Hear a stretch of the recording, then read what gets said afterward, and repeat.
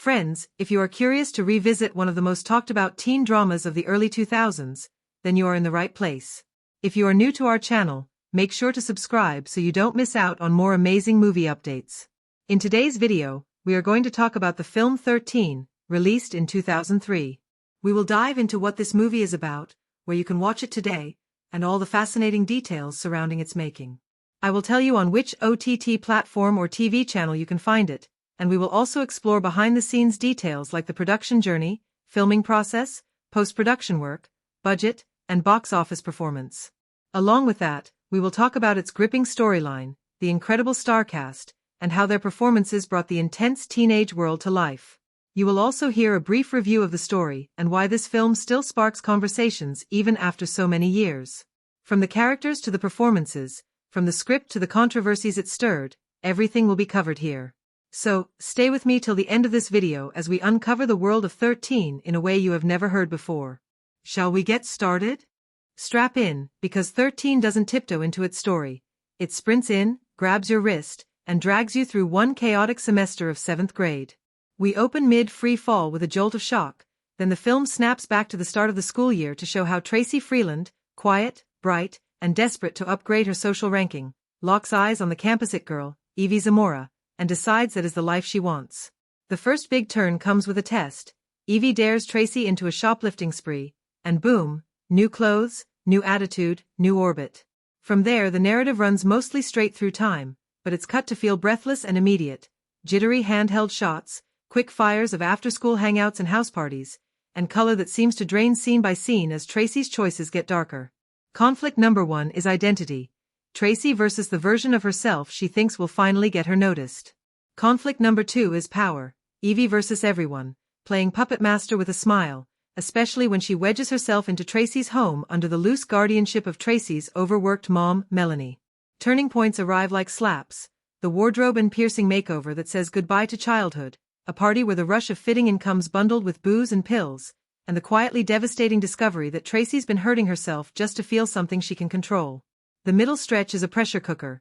Melanie tries to be the cool, present parent while juggling bills and a complicated relationship, and every time she reaches out, Tracy jerks away faster, coached by Evie's ride-or-die rules. Then the narrative flips the chessboard. Evidence of theft shows up in Tracy's room, accusations fly, and Evie turns her charisma into a weapon, rewriting events in real time until even the adults doubt what they saw. That betrayal is the movie's emotional knife twist. Tracy isn't just losing control, she's losing the story of who she is. The final act is a home front war, messy and primal, shouting in kitchens, slammed doors, mascara tears, and a mother-daughter standoff that strips away the costumes and the swagger. The film doesn't need time jumps or fancy structure. The experimentation is in tone and texture, making a basically linear plot feel like a roller coaster you forgot to buckle into. By the time dawn hits, Tracy's arc has collapsed from "I can be anyone" to "I can't outrun myself," and the movie leaves you with images that hum long after the credits. A kid spinning out, a parent refusing to let go, and a story that begins like a dare and plays out like a siren. 13 builds its characters like a science experiment that keeps bubbling over, and the fun of watching it is seeing how each person's choices chemically react with everyone else's. Tracy starts as a studious kid with a soft center and a loud hunger for recognition. Her makeover isn't just clothes and piercings, it's an identity jailbreak. The thrill-seeking persona she crafts with Evie is a mask glued on with equal parts fear and bravado, and you can track the cracks by the way she treats the people who love her, pushing away the steady ones, clinging harder to the unstable ones, and slipping into self-harm when the performance gets too heavy. Evie, meanwhile, is not a cartoon villain. She's a virtuoso of social weather, sensing what people want from her and giving it back with sparkle until she runs the room. That magnetism hides a survivalist core. She hoards attention like currency, tests boundaries like it's a sport, and when safety is threatened she flips the script so fast that truth becomes whatever keeps her on top. Their friendship is the movie's engine and its most dangerous drug, a giddy, codependent loop where each girl amplifies the other's worst impulse while promising unconditional loyalty, a pinky swear that dissolves the second consequences show up. Melanie, Tracy's mom, is where the film finds its bruised heart. She's equal parts best friend and exhausted parent, a woman juggling money, work, and a complicated love life while trying to hold the line for a daughter who keeps moving it. Her arc is a shift from permissive, please-like-me mom to fierce protector who decides that being unpopular in her own house is a price worth paying. Watch how she reads tiny cues, missing cash, new attitude, different friends, and toggles between denial and alarm until the kitchen showdown scenes force her to plant both feet. Tracy's brother functions like a barometer, clocking the storm before the adults do and offering the kind of quiet, non-judgmental presence Tracy can't quite receive. He sees the kid she was and the one she's pretending to be, and that gaze stings. Even the boyfriend orbiting Melanie is a stress test for the family system, pressing on fissures of trust that were already there. By the late stretch, the characters have reshaped each other. Tracy has learned how intoxicating and empty power by imitation can be. Evie has proven she'll torch the room rather than lose status. Melanie has rediscovered the spine beneath her softness. None of this plays as tidy growth. These are jagged arcs, interrupted by backslides and bad decisions, and that's exactly why they feel alive. The movie lets behavior be the biography. The stolen genes as a shortcut to belonging, the cruel jokes as armor, the tender, messy mother-daughter scenes as proof that love is not the same as control. In the end, what they've built together is a pressure cooker where every relationship is both lifeline and trap, and the characters keep reaching for each other even as they're the ones turning up the heat. The acting in 13 feels less like performances and more like a live wire you accidentally grabbed. Evan Rachel Wood makes Tracy a shifting weather system, sunny 1 minute, electric storm the next, using tiny choices to map a whole inner life. Watch the way her voice drops when she's fronting, the way her shoulders curl when the bravado slips, the way her eyes clock every social cue like a surveillance camera. It's a teenage identity crisis performed with the precision of a thriller. Nikki Reed turns Evie into the world's most charming riptide, all easy smiles and soft-voiced confidences that pull you out farther than you meant to go. Because she co-wrote the script, she wears Evie like a second skin, the flirty head tilt that doubles as a dare, the split-second micro-smirk when she realizes she owns the room, the surgical speed with which she flips from best friend to prosecutor when cornered. And then there's Holly Hunter, who detonates the movie's emotional core as Melanie. She plays a mom sprinting after a moving target, equal parts warmth, humor, and rising panic, spinning on a dime from "I get it" to "I'm drawing the line." The kitchen confrontations are small masterclasses. Hunter listens with her whole face, lets silence hang just long enough to be scary, then lands the kind of cracked voice plea that makes everyone else on screen step up their game. Around them, the supporting cast sharpens the edges. Brady Corbett's brother is a quiet barometer, reading the pressure drop before the storms hit. He gives Tracy a still point to bounce off without ever grandstanding. Deborah Kara Unger makes Brooke a chaos agent wrapped in brittle glamour, the adult version of Evie's game where boundaries are suggestions and attention is a commodity. Jeremy Sisto threads the needle as the boyfriend who means well but accidentally presses on every bruise in the house, adding friction that exposes who's coping and who's pretending. What sells the whole ensemble is how coordinated the mess feels. Conversations overlap, jokes die midair, accusations get spoken before anyone has time to edit. Catherine Hardwicke keeps the camera close so the actors can play with breath and fidget and eye line, and the result is a documentary-level immediacy that lets even tiny roles register. The movie's most indelible moments aren't speeches, they're reactions. Tracy staring into a mirror, Evie clocking a threat across a crowded room, Melanie's hands shaking after she finally takes control.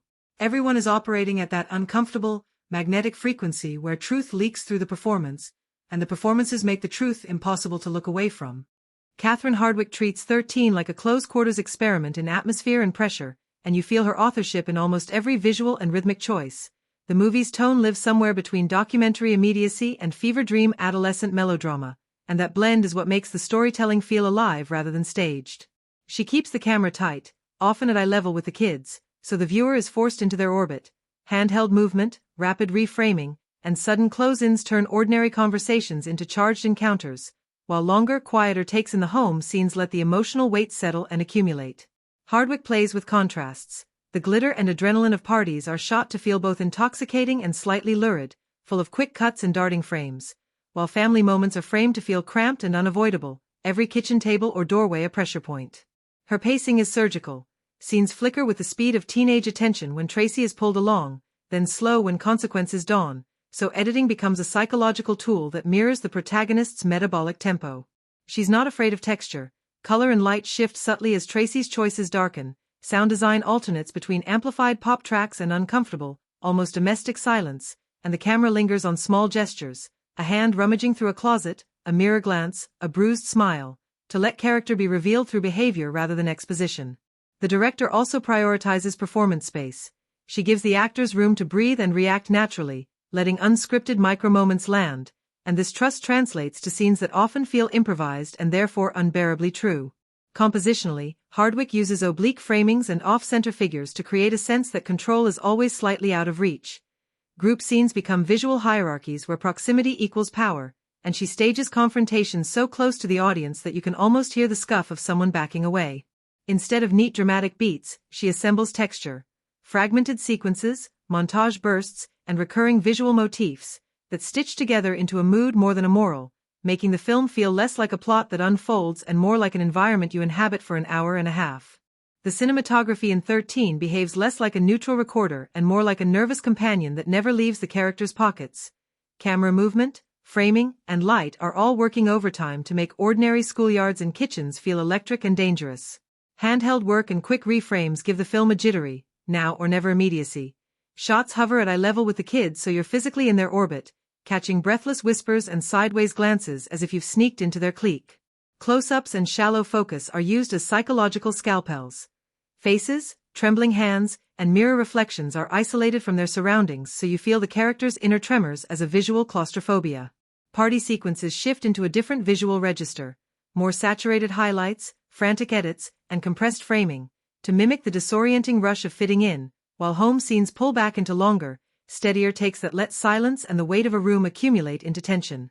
Framing is rarely centered, off-kilter compositions, frames within frames through doorways and mirrors, and foreground obstruction keep control perpetually out of reach and turn simple movements into power plays.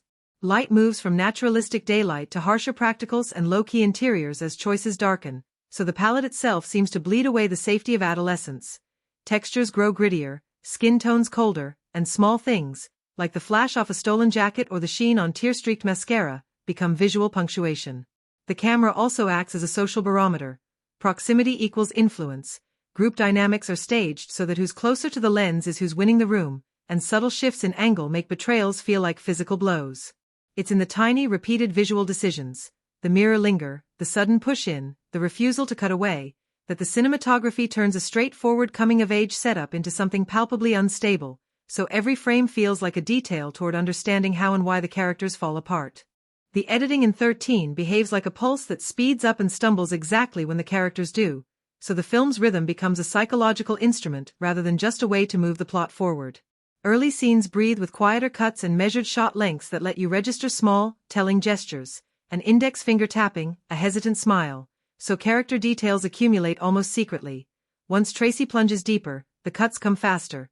Quick reframes, tight reaction shots, and montage bursts collapse weeks of trend chasing into a few breathless minutes, giving the viewer the dizzy, compressed sense of time every teenager knows when life is happening all at once. Party sequences are edited like a series of electrical jolts, snap edits, abrupt jump-ins, and sound bridges that blur music with dialogue, so intoxication reads visually as well as orally, while kitchen confrontations are allowed longer, steadier takes that let tension simmer and tiny silences land like blows. The editor uses cutaways and off-screen glances to weaponize perspective. By withholding full context and stitching together partial views, the film creates doubt and forces the audience to assemble truth from fragments, which mirrors the character's own confusion. Transitions aren't ornamental, they're functional. Smash cuts and sudden reversals can feel like emotional whiplash, but the film balances these with deliberate ellipses that skip the mundane and plunge straight into escalation, which keeps engagement taut without getting monotonous. Pacing is elastic rather than even. It rushes when peer pressure and antics demand it, then intentionally slows so consequences can be felt in the bones. That tug-of-war makes the film feel less like a tidy arc and more like a lived tempo, with edits that echo adolescence's fits and starts. Even the small rhythmic choices, how long a tear-streaked face lingers, when music drops out to reveal a single inhale, are used to choreograph empathy, so you don't just understand a scene, you feel its timing inside your chest. The soundtrack in 13 acts less like background wallpaper and more like the kid's secret language. Songs and score do the heavy lifting of mood, social signal, and time compression without ever spelling everything out for you. Contemporary tracks, those crunchy early 2000s alt and pop rock moments, sit diegetically in bedroom stereo systems and at parties, so a song doesn't just play over a scene, it's part of the scene. A shared anthem that literally pulls Tracy into Evie's orbit or amplifies the giggle and danger charge of a late-night hangout. Against that, the original score keeps a low, surgical profile. Instead of slathering on melodrama, it prefers small motifs and sparse textures that puncture key emotional beats, a thin piano line, a restrained guitar figure, or a muted electronic pulse that creeps in under a reveal and makes a simple look feel loaded. The editing leans on music to compress weeks of trend chasing into montage bursts, and in those moments the soundtrack becomes kinetic, propelling the story forward with the same breathless energy the characters feel. Conversely, when the film wants honesty, it strips sound away. Abrupt silence, a dropped track, or muffled room tone turns rehearsed bravado into exposed nerves and lets the actors' voices register like evidence. Sound design and score are braided so well that music often blurs into the world of the film. Beats bleed from a party into a hallway argument, or a song's chorus reads as an ironic counterpoint to what's happening on screen, heightening tension without over-explaining motivation. The choices about which songs appear are character choices. A stolen jacket paired with a particular track signals a persona being adopted, and recurring sonic colors help map Tracy's slide from curiosity to compulsion. Ultimately, the soundtrack operates as emotional shorthand and social barometer at once, sometimes celebratory, sometimes corrosive, always tuned to the uneasy electricity of adolescence. 13 treats adolescence like a tiny, volatile economy where attention is currency and fitting in becomes a full-time job, so its themes land as both social diagnosis and lived feeling. Identity as imitation, you don't just find yourself, you sometimes borrow one. Peer pressure as curriculum, the clique teaches classes in how to act, shop, and hurt. And rebellion as performance, the makeover, the stolen jacket. The chosen playlist function less as choices and more as identity props. The film also probes adult failure and complicity.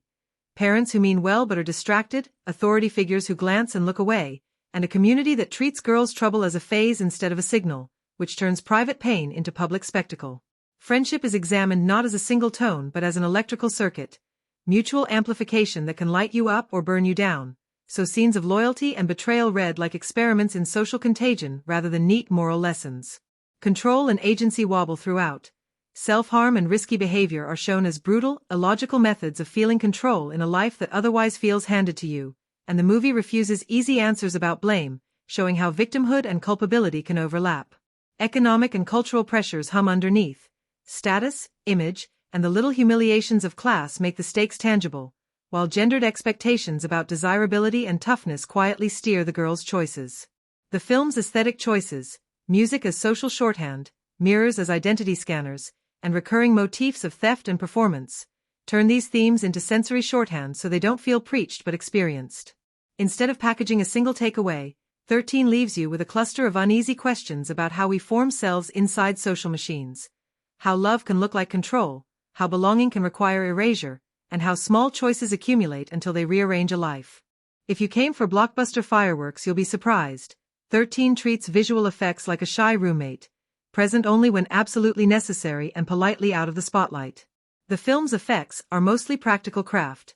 Makeup, wardrobe, fake piercings, small prosthetics and carefully applied bruises or cuts, plus the smart use of lighting, lenses, and in-camera choices that alter texture and mood without announcing themselves. What reads as an effect is often just design. Strobe-wide party lighting that fragments faces, smoky club glow that softens details, or a mirror shot where a crack of reflection does the psychological work a CGI flourish might try to fake. Any digital work is surgical rather than showy. Subtle color grading that shifts the palette from warm to a drained, colder tone as Tracy's choices darken, clean-up passes that remove rigging or blemishes, and maybe a touch of grain or diffusion added in post to keep the film's handheld immediacy consistent. Those tiny digital stitches are invisible most of the time, which is the point. They exist to maintain realism, not to advertise mastery. Practical effects win here because the movie thrives on tactile truth. A real jacket, a DIY piercing, a smear of makeup registers emotionally in a way a polished digital replacement rarely does, and the camera's intimacy makes those small, physical details feel seismic. There are visually striking moments, mirror close-ups that fracture identity, party montages that use lighting and quick editing like a visual drug, a dropped glance in a bathroom that becomes a tiny horror shot, and none rely on spectacle so much as composition and texture. If anything, the restraint becomes a stylistic choice. The film uses very few tricks, but it uses them like salt, sparingly, at the precise moment they heighten discomfort or underline a lie, so the visual effects department plays the quiet supporting role that helps everything else feel raw and immediate. The sets in 13 feel like someone let a real neighborhood spill onto the screen and then zoomed in on the smallest, most telling details. Melanie's kitchen is a map of exhaustion, chipped counters, a scattering of unpaid bills, a sticky table where arguments seem to imprint themselves, while Tracy's room starts out practical and half-organized and slowly accumulates evidence of reinvention, thrift store trinkets, a mirror rimmed with lipstick, and a pile of clothes that read like a stolen wardrobe of identity. School spaces are anonymous and slightly grim, lockers, peeling posters, fluorescent hum, so the mall, parties, and bathroom stalls become theatrical islands where performance happens. Those locations are dressed with neon reflections, cramped dressing rooms, and chaotic clutter that turn ordinary hangouts into scenes of escalation. Props are the film's shorthand: disposable cameras, ripped denim, safety pins, cheap piercings, cigarette packs, and handfuls of makeup operate as cultural currency rather than set dressing, signaling status shifts and bad choices without a line of dialogue. Production design plays with texture and class: worn upholstery against scuffed floors, the cold flatness of institutional light opposite the warmer Messier glow of bedrooms. These contrasts make social pressure tactile. The sets are staged to invite the camera into tight, revealing spaces. Doorways and stairwells become frames for confrontations, mirrors double up as confessionals, and crowded domestic corners force close-ups that reveal small gestures and furtive behavior. Tiny details: a sticker peeling off a locker, a bracelet abandoned on a sink, a jacket tossed over a chair, do the heavy emotional lifting, letting the environment suggest histories and choices and turning locations into active players in the film's dramas rather than mere backdrops. The dialogue in 13 moves like a live feed of adolescent survival tactics. Half confession, half performance, always a little too loud for the room it's in. Nikki Reed, who co-wrote the script, builds conversations that sound overheard rather than composed. Clipped slang, overlapping chatter, abrupt pivots from sweetness to spite. It's the language of kids who have learned that speed equals power, that the first voice in the room often sets the tone, and that jokes can double as shields. What makes it stick is how often the words don't line up with the subtext. Tracy says she's fine while shredding her wrist with a bracelet. Evie promises loyalty while planting seeds of sabotage in the next breath. The script uses repetition as a social weapon. Nicknames, casual cruelty, and little-in phrases that mark who's in orbit and who's out. It also knows when to pull the volume down. Kitchen scenes between Tracy and Melanie often simmer with unsaid things, the pauses between lines carrying more charge than the lines themselves. There are flashes of dark humor, sarcastic one-liners that slice through the chaos, and moments where a single sentence becomes a turning point, like a casually dropped accusation or a plea muttered through tears that forces a parent to finally listen. The script doesn't chase quotable lines in the Hollywood sense. Its most memorable bits are the ones that feel stolen from someone's diary or bathroom wall. Dialogue is also a mapping tool. You hear Tracy's language mutate as she drifts from childhood into Evie's world. Vocabulary hardens, cadence speeds up, self-awareness fades behind bravado. Adults, by contrast, speak in hedges and half measures, their words thick with distraction or denial, and that clash of registers builds tension without exposition. By the end, when the noise drops out and what's left are raw, stammered truths, the script has earned those silences. Every shout, joke, dare, and whispered scheme up to that point has been a breadcrumb leading here. 13 lands squarely in the coming-of-age and teen drama lane but spends most of its runtime quietly picking the locks on the genre's usual scaffolding, so watching it feels like both recognition and small betrayal. On the surface it wears familiar signifiers: makeover sequences, locker room politics, house party montages, parental blow-ups, the rite-of-passage beats that movies about adolescence lean on. But the film refuses the tidy moral scoreboard those beats usually feed into, instead turning each convention inside out to show the mess behind the shorthand. Where many teen films use transformation as a triumphant currency, 13 treats makeovers as a social currency that can bankrupt you. Where clichés would hand-wave peer pressure into a lesson, this film lets it expand into a contagion, contagious and structurally invisible. It borrows genre grammar, the clique hierarchy, the mall scenes, the impulsive dares, but then slows the camera down on the fallout, making the small, embarrassing moments stick and accumulate until they read like structural consequences rather than plot conveniences. The movie plays with genre expectations by softening the line between protagonist and antagonist. The bad influence is not a cardboard villain but a peer with her own survival tactics, and the adults are neither oblivious caricatures nor omniscient saviors but compromised, distracted presences who complicate the usual moral certainties of teen drama.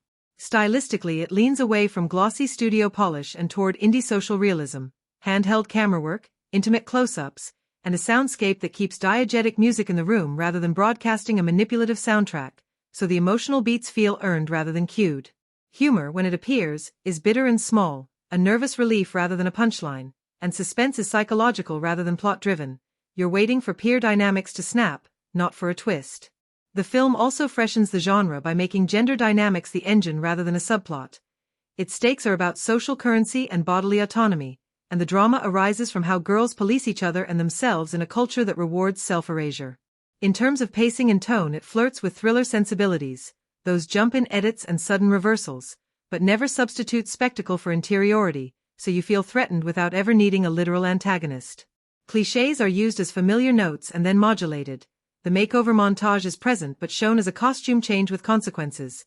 The party scenes are cathartic on the surface and corrosive underneath, and the lesson learned arc is deliberately messy and incomplete.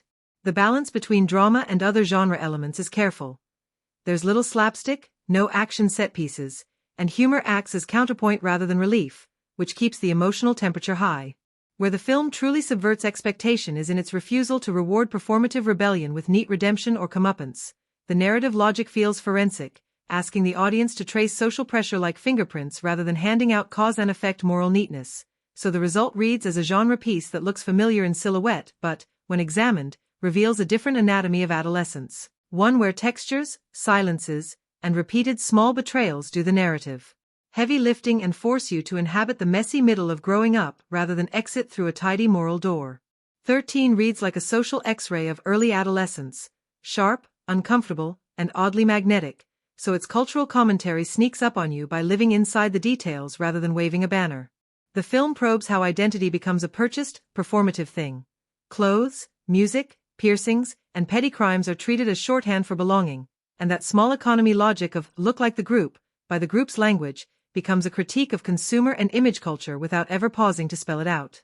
Peer pressure is shown as structural, not just personal. The clique isn't a bunch of mean teens so much as a microsystem that rewards cruelty and punishes vulnerability, which turns friendship into both currency and hazard. Adults are rarely heroic. They're distracted, exhausted, or simply unprepared, and the movie uses that gap, between what parents can give and what kids crave, to interrogate how institutional neglect, from under-resourced schools to overstretched families, feeds risky behavior. Gender runs like a current under everything. Girls police girls, desirability and toughness are taught as survival skills, and the film makes the social policing feel mechanical and learned rather than innate. Economically, status is visible and transactional. Stealing or wearing a certain jacket signals class aspiration and social mobility in a way that's small but telling. The film also interrogates mental health and self-harm with blunt intimacy. These are depicted as messy, contradictory attempts at control, not melodramatic plot points, which forces the audience into an uncomfortable empathy instead of easy judgment. That said, the commentary isn't evenly broad. 13's lens is very much a specific suburban, largely white view, so some intersectional angles, race, broader systemic policy, remain underexplored, which limits how universally its social critique can read. Tone-wise, the movie mostly avoids didacticism. Themes are braided into wardrobe, soundtrack, mirror shots, and repeated motifs so the message feels earned rather than lectured, though a few scenes lean so into shock that some viewers might feel the film amplifies pain for effect. Where it's most effective is in showing complicity, how peers, parents, institutions, and culture all trade small acts that accumulate into real harm, so the film becomes less about pointing fingers and more about tracing a chain of moments. If you watch it thinking it's only a teen drama, the cultural commentary will prick you. It's a portrait of how identity markets itself to children, how adults often misread signals, and how social belonging can require erasure. 13 grabs viewers by the ribs and doesn't let go. Its emotional hooks are built from tiny, lived-in moments that yank laughter and gasps out of you in the same scene and then quietly plant a weight that turns into a slow ache. Party sequences can make you grin at the reckless rush, then a single cut to a bathroom mirror or a pulled-away hand will make the grin feel guilty and brittle. The film is engineered for strong reactions. You laugh at the girls' brazen one-liners and feel the rush of their dares, you flinch at acts of cruelty that land like physical blows, and you lose your breath in the kitchen confrontations where private pain becomes public spectacle. Those scenes make entire rooms go silent. Because the performances are so granular, repeat viewings repay attention. A glance that looked casual the first time becomes a confession on the second, and the camera keeps secrets that only rewatching will reveal. It prompts conversation in groups. Parents argue over responsibility, teens decode which behaviors are performative, and friends end up debating who really needed help and who is acting out of survival. So it's the kind of movie that fuels water-cooler arguments and late-night texts. The emotional architecture is messy rather than tidy, so audiences leave uneasy and talking. Some will defend characters, others will point fingers, and most will circle back to images or lines that lodged in their memory. Because the film trades in authenticity over spectacle, it invites viewers to examine their own complicity. Did we laugh at the right time? Did we look away? Whom did we protect? And that aftertaste keeps the film alive long after the credits, nudging you toward another look to see what you missed, or to share a scene with someone and watch their face change. Think of 13 as the raw, handheld counterpoint to the shiny, plot-friendly teen movies that came before and after it, where Mean Girls frames high school cruelty as sharp satire and Lady Bird maps coming of age with wry affection and tidy emotional payoffs. 13 rips open the social mechanics of adolescence and refuses to dress the wound up. Compared with Kids, it shares a verite nastiness and a willingness to show teenagers doing damage in real time, but Kids reads through a male, documentary-style gaze while 13 is anchored in a girl's interior. Its threats feel intimate and relational rather than purely social reportage. Put it next to Fish Tank and you'll notice a kinship in social realism and in-camera immediacy. Both films let working-class textures and cramped domestic spaces shape a girl's choices, but Fish Tank leans toward a slow-burn character study with escapes in dance and muted lyricism, whereas 13 is more electric, contagion-driven, and obsessed with how peer dynamics mutate identity. Against The Craft or Spring Breakers, the comparison sharpens the difference in tools. Those movies lean on genre or hyperstylization to externalize teenage rebellion, using supernatural hooks or neon excess to dramatize transgression. 13 does similar thematic work with far less artifice, making the grotesque feel ordinary. The Virgin Suicides and An Education sit on the same shelf of female adolescence as cultural mirror, but they're often elegiac or retrospective. 13 keeps you in the churn, breathless and present, so its moral ambiguities feel immediate rather than mourned. On the auteur note, Catherine Hardwicke's camera choices here, tight frames, handheld urgency, a taste for texture, make 13 more intimate than her later studio-scaled work, and that indie rawness is precisely why the film stands out. It doesn't offer redemption as a narrative neatness but exposes process, contagion, and small violences as the drama's engine. In short, if you want the sanitized beats and clear moral arcs of mainstream teen comedies, you'll gravitate elsewhere. If you want to feel the social machinery of adolescence up close, how language, fashion, and tiny betrayals accrete into real harm, 13 sits in a unique place between documentary grit and narrative drama, influencing later, more compassionate coming-of-age films while keeping a sharper, bleaker edge that few others match. Think of 13 symbols as a private language the film teaches you slowly.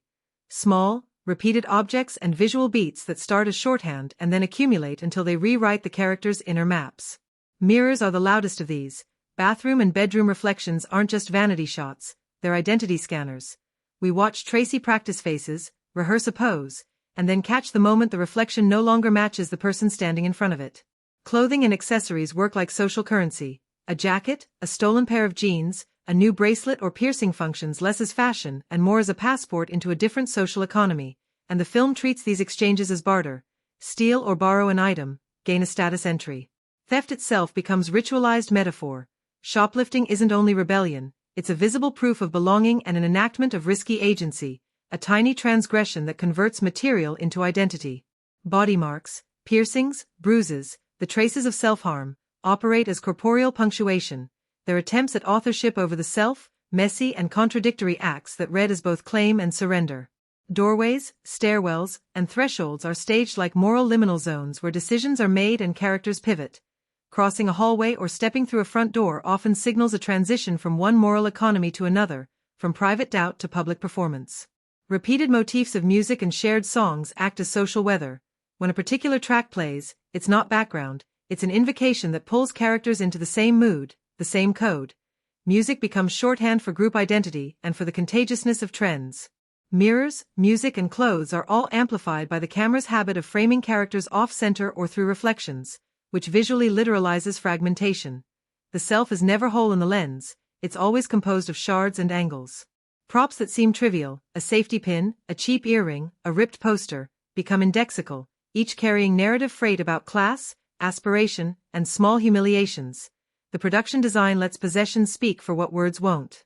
Light and color shift function like a thematic meter. Warm, sunlit textures register early freedom and possibility, while drained, cooler tones creep in as choices grow corrosive, so the palette itself becomes a slow metaphor for innocence bleeding away. Dialogue repetition, nicknames, little catchphrases, the same cruel joke said twice, works as linguistic symbolism. It marks membership and creates ritualized exclusion at the same time. Even silence is symbolic. The strategic drop of music or the long-held frame on a quiet kitchen after an argument makes silence act like verdict or witness. The film also uses spatial metaphors. Cramped domestic interiors suggest emotional suffocation while open, but morally ambiguous. Public spaces like malls or parking lots become arenas where performance is both practiced and policed.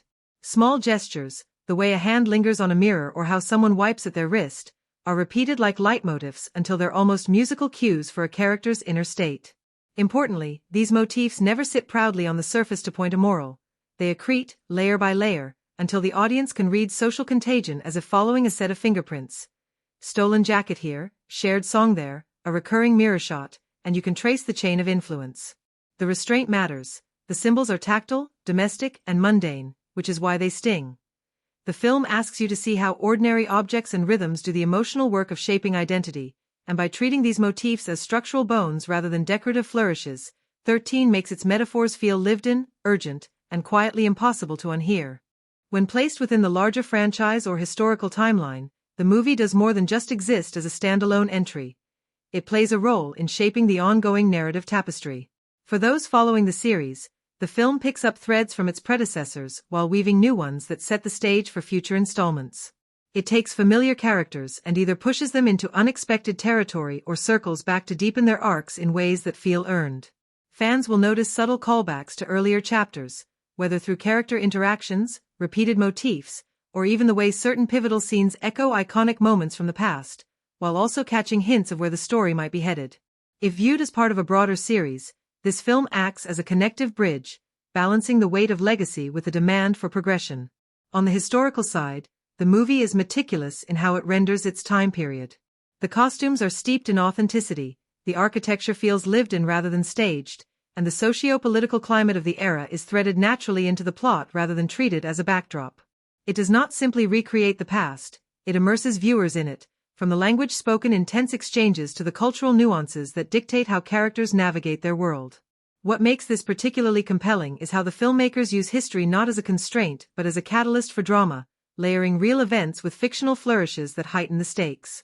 Even viewers unfamiliar with the franchise or period will sense the depth of research and respect that went into shaping this cinematic moment. The 2003 film 13 was created on a modest budget, estimated to be around $1.5 million, and this limited financial framework significantly influenced its raw and gritty aesthetic. Rather than relying on expensive set designs, elaborate effects, or high-profile marketing campaigns, the filmmakers leaned heavily on the power of authentic performances, naturalistic cinematography, and emotionally charged storytelling to capture the chaotic and vulnerable lives of its teenage protagonists. Despite its shoestring budget, the film resonated with audiences and critics alike, leading to a domestic box office return of roughly $10 million, making it a considerable success relative to its production cost. Marketing for 13 was subtle and largely dependent on word of mouth, critical acclaim, and its controversial subject matter, which generated organic buzz rather than massive promotional expenditures. Its bold portrayal of adolescence, substance use, and peer pressure created conversations that fueled its reach far beyond what its limited budget might have suggested, proving that a strong narrative and fearless approach can often outshine financial constraints in the filmmaking world. If you want to watch 13, 2003, the easiest first step is to check the big subscription services. It's often available to stream on platforms like Netflix and Hulu, and may appear on Disney Plus in some bundles. But availability changes by region, so if it's not on your subscription you can rent or buy it cheaply from digital stores such as Amazon Prime Video, Apple TV/iTunes, YouTube Movies, or Fandango at home. Vudu carries it for purchase/rental as well. For the fullest impact, watch it in one sitting on a mid to large screen. A TV is ideal. Dim the lights or pick a quiet room, use headphones or a decent sound setup to catch the score and the small performance details, and mute notifications so you can focus on the close-ups and mirror moments that the film uses to do a lot of its emotional work.